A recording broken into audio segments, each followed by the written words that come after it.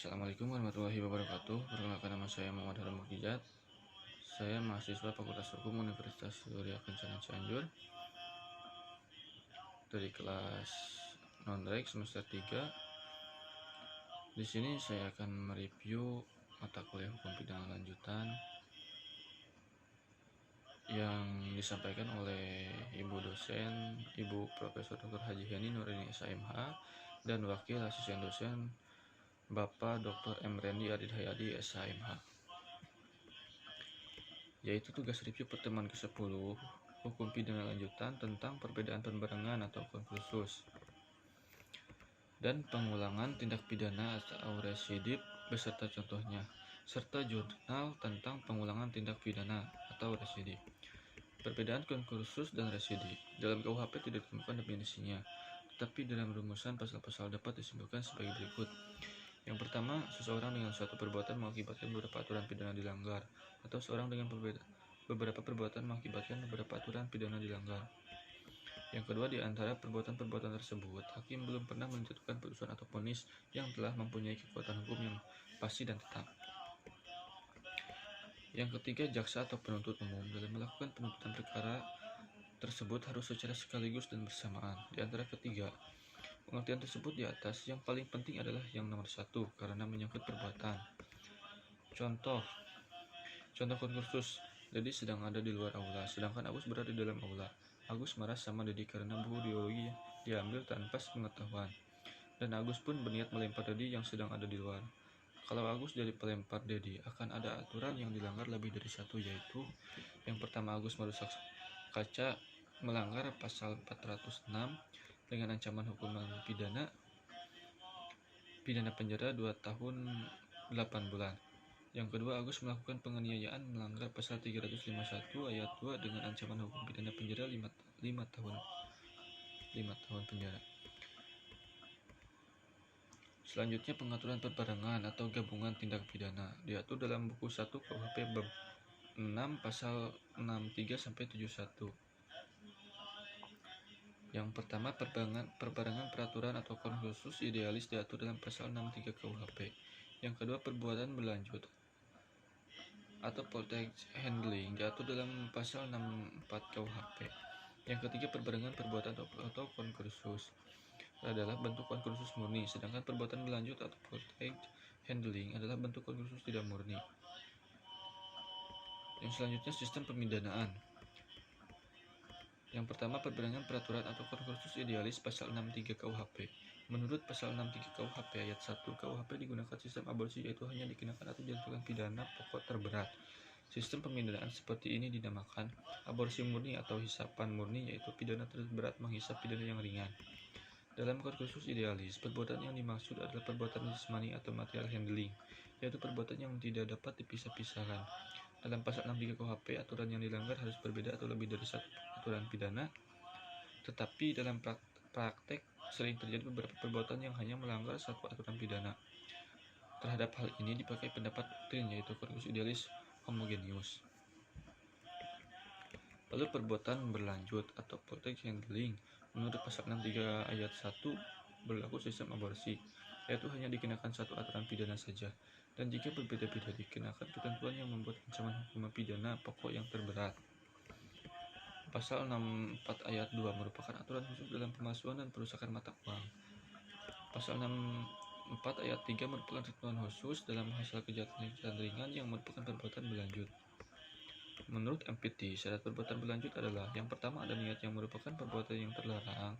Yang kedua, di antara perbuatan tersebut dilakukan tindak pidana lama. Yang ketiga, tindak pidana yang dilakukan harus sejenis.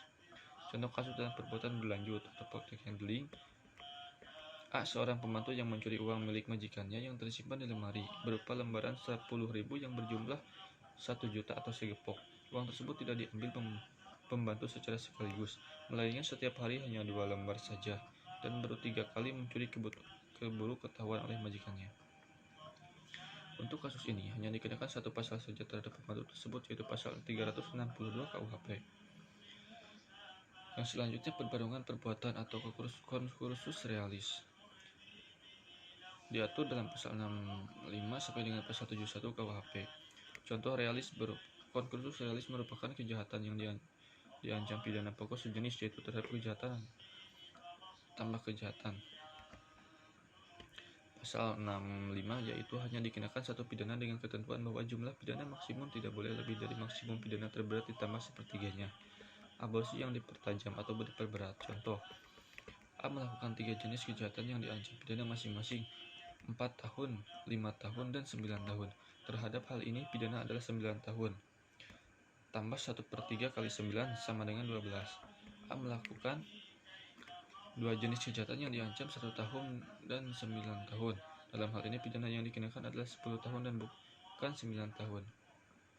Plus 1/3 kali 9 sama dengan 12 tahun. Karena melebihi jumlah maksimum pidana yang masing-masing kejahatan. Contoh, Joni melakukan pencurian dengan ancaman hukum pidana 5 tahun melanggar pasal 362 KUHP, dan Joni juga melakukan pemerkosaan melanggar pasal 285 KUHP yang diancam hukuman pidananya 12 tahun. Seperti Joni membunuh si korban melanggar pasal 338 KUHP dengan ancaman hukum pidana 15 tahun. Terhadap perbuatan ini, Joni dijatuhkan hukuman pidana 15 tahun plus 1/3 kali 15 sama dengan 20 tahun. Jadi Joni dijatuhkan hukuman 20 tahun penjara. Selanjutnya, Andi, seorang preman, melakukan pemerasan terhadap seorang pedagang buah di Jalan Raya Cianjur. Tiap pedagang dipalak Andi. Andi terkena pasal 368 ayat 38 ayat 1 KUHP pemerasan dan pengancaman dengan ancaman hukuman adalah 9 tahun, serta Andi juga melakukan pemukulan terhadap pedagang buah itu hingga luka-luka. Dan Andi juga terancam pidana KUHP pasal 360 ayat 1 dengan ancaman pidana kurungan 1 tahun. Dalam hal ini pidana yang dikenakan adalah 10 tahun dan bukan 9 tahun plus 1/3 kali 9 sama dengan 12 tahun. Karena melebihi jumlah maksimum pidana masing-masing kejahatan. Jadi Andi dijatuhkan hukuman 10 tahun penjara. Selanjutnya, Cornelius Learis yang merupakan kejahatan yang diancam pidana pokok tidak sejenis, yaitu berupa kejahatan plus pelanggaran. Menurut pasal 66 KUHP, untuk semua jenis ancaman pidana tiap-tiap kejahatan dijatuhkan tetapi jumlahnya tidak boleh melebihi maksimum pidana terberat ditambah sepertiganya. Sistem ini disebut kumulasi yang diperlunak atau diperingan. Contoh, A melakukan 2 perbuatan, yaitu melanggar dan kejahatan, yang masing-masing pidana 9 bulan kurungan dan 2 tahun penjara. Dalam hal ini semua jenis pidana atau kurungan penjara harus dijatuhkan. Apapun maksimumnya adalah 2 tahun ditambah 1/3 kali 2 tahun sama dengan 2 tahun 8 bulan sama dengan 32 bulan. Jadi pidana yang dijatuhkan adalah bukan jumlah keseluruhan 9 bulan tambah 2 tahun sama dengan 2 tahun 9 bulan sama dengan 33 bulan. Contoh, Andi melanggar perbuatan pelanggaran dan kejahatan. Dia melanggar pelanggaran pasal 506 dengan pidana kurungan 12 bulan dan pasal 228 dengan penjara 2 tahun penjara. Maka semua jenis pidana harus dijatuhkan atau kurungan dan penjara. Adapun maksimum adalah 2 tahun plus 1/3 kali 2 tahun sama dengan 2 tahun 8 bulan sama dengan 32 bulan. Jadi pidana yang dijatuhkan adalah bukan jumlah keseluruhan 12 bulan plus 2 tahun sama dengan 2 tahun 12 bulan sama dengan 36 bulan.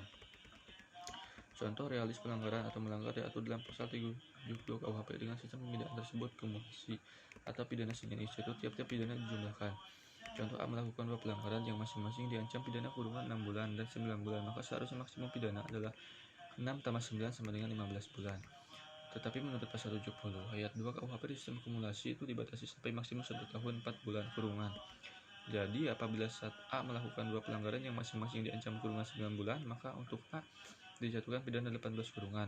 Hal ini bertentangan dengan pasal 70 ayat 2 KUHP, yaitu pidana maksimum yang harus dijatuhkan bukan 18 bulan tetapi 16 bulan atau 1 tahun 4 bulan. Contoh, Depi melakukan 2 pelanggaran, yaitu melanggar pasal 505 ayat 2 dengan pidana kurungan 6 bulan dan pasal 506 dengan pidana kurungan 12 bulan. Maka untuk Depi dijatuhkan pidana kurungan 18 bulan, tetapi hal ini bertentangan dengan pasal 70 ayat 2 KUHP, yaitu pidana maksimum bukan 18 tetapi 16 bulan atau 1 tahun 4 bulan. Jadi pidana kurungan Depi yang dijatuhkan adalah 16 bulan. Untuk Cornelius Learis, baik yang merupakan kejahatan maupun pelanggaran yang diadili pada saat yang berlainan berlaku pasal 71 KUHP.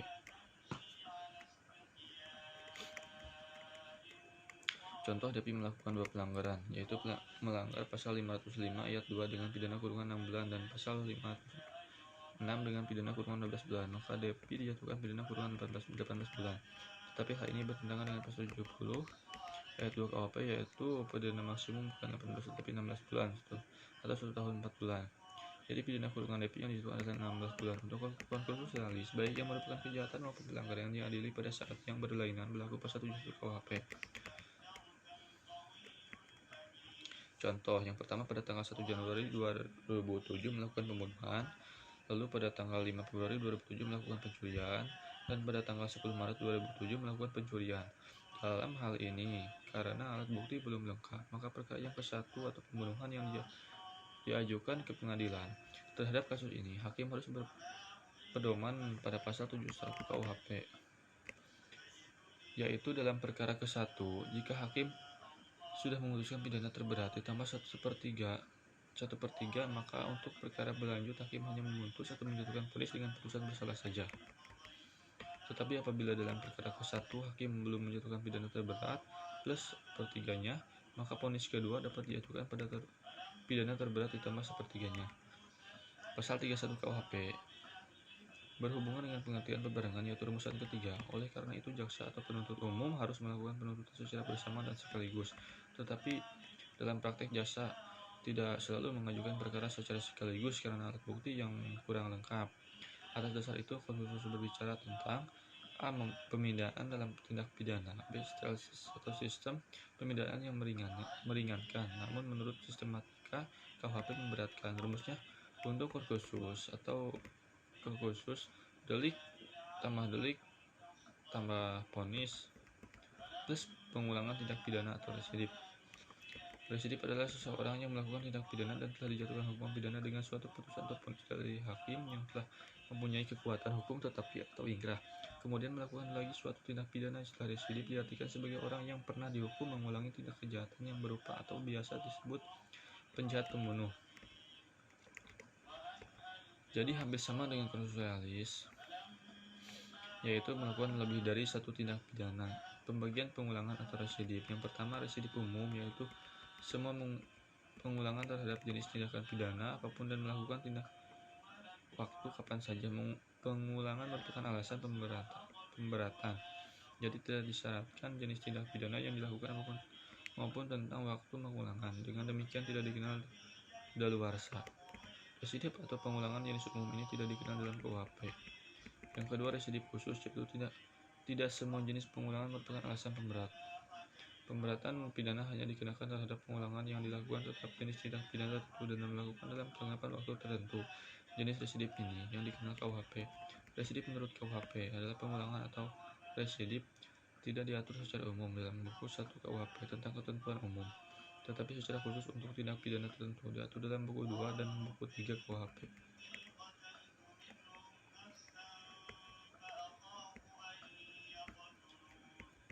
Residip kejahatan. Dengan dianutnya residip khusus, maka residip kejahatan menurut KUHP adalah kejahatan tertentu yang dibedakan dalam residip kejahatan atau kejahatan tertentu sejenis, diatur secara tersebar dalam buku KUHP, yaitu dalam pasal 137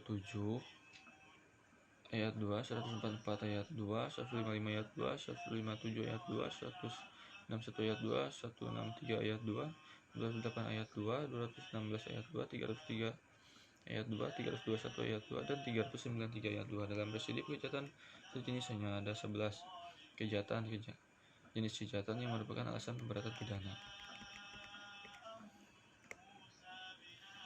Syarat-syarat residip adalah: yang pertama, kejahatan yang diulang harus sama atau sejenis dengan kejahatan terdahulu.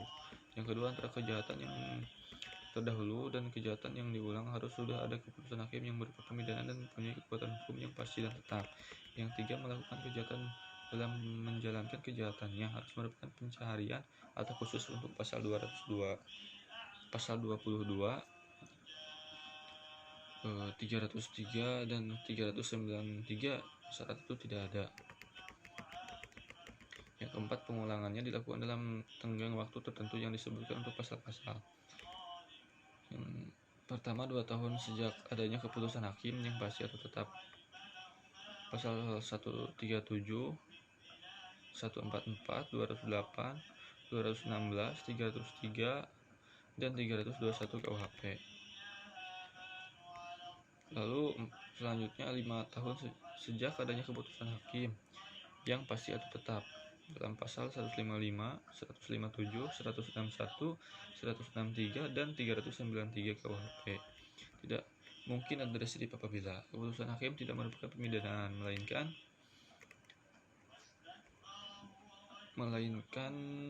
pembebasan dari segala tuntutan dan pelepasan dari segala tuntutan. Keputusan atau vonis hakim masih dapat berubah dengan adanya upaya-upaya hukum yang berlaku, yaitu banding dan kasasi.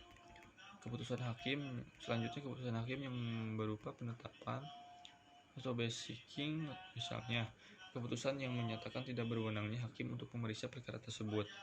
Lalu keputusan tentang tidak diterimanya tuntutan jaksa karena terdakwa tidak melakukan kejahatan.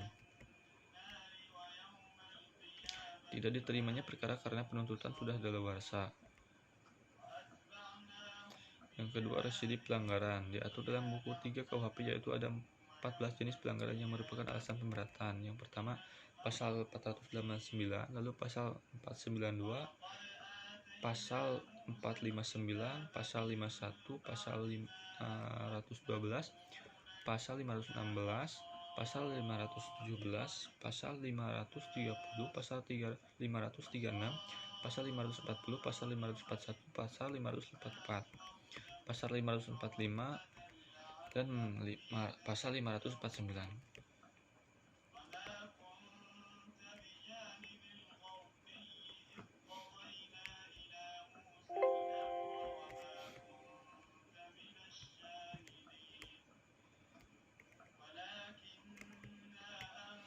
Yaitu selanjutnya jurnal.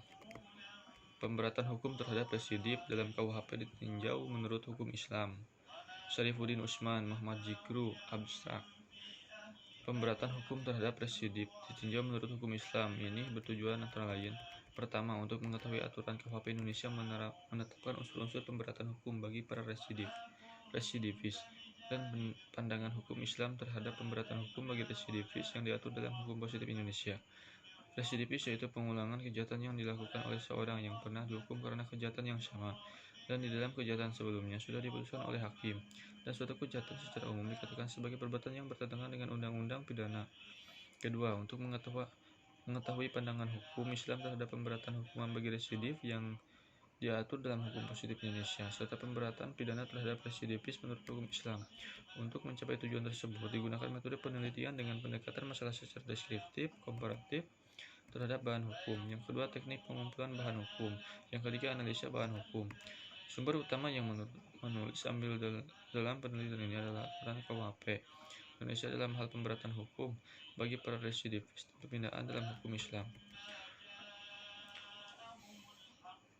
Hukum Islam telah menetapkan aturan-aturan pokok pengulangan tindak pidana secara keseluruhan. Meskipun demikian, para fuqaha tidak membedakan antara pengulangan umum dan pengulangan khusus, juga pengulangan sepanjang masa dan pengulangan berselang waktu, bahwa seorang melakukan tindak pidana harus dijatuhkan hukuman yang telah ditetapkan oleh tindak pidana tersebut. Tetapi jika pelaku kembali mengulangi tindak pidana yang pernah melakukannya, maka hukuman yang akan dijatuhkan kepadanya dapat diperberat. Mungkin cukup sekian dari saya. Wassalamualaikum warahmatullahi wabarakatuh.